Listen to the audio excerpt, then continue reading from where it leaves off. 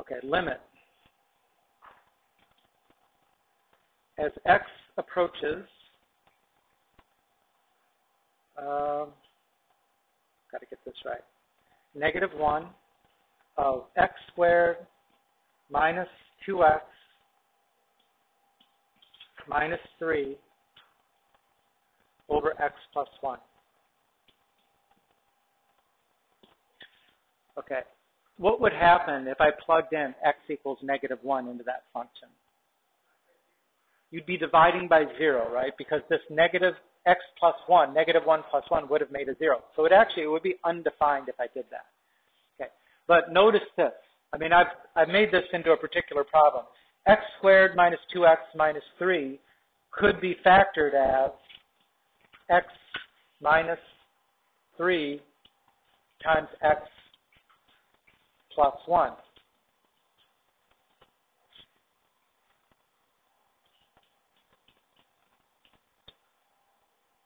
If I factor it, what I notice is actually that denominator, it divides out, right? So all that's really left is x minus 3. Now, if I look at that in the calculator,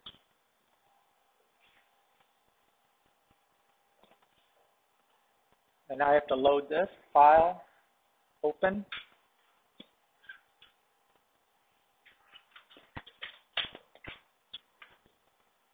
And we are doing the whole example. You know, this is what it looks like, right? The graph looks like y equals x minus 3. The y-intercept is -3, the slope is 1.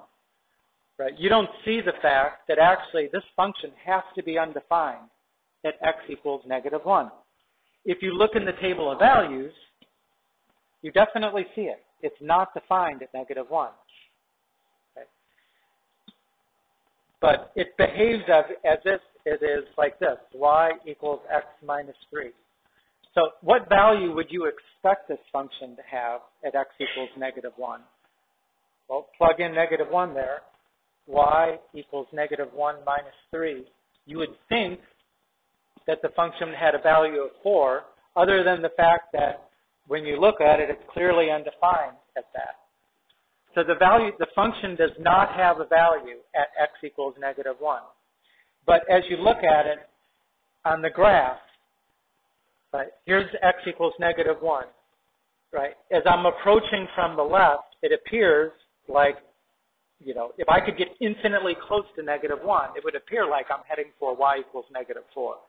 Or if I approach from the right, as I get closer and closer to x equals -1, I'm getting infinitely close, but I'm not quite there yet. It seems like I should be approaching the value at y equals -4 right at that point. Okay, that's what a limit is. You know, it's approaching a certain value from the right, from both sides, as it's said in the definition, even though right at that point the function is not defined. Right? That's why we do this stuff. We know that it's undefined for that value. That's why we use this concept of a limit to say, well, it looked like it would have been this value if I actually got there. Okay? That's what a limit is.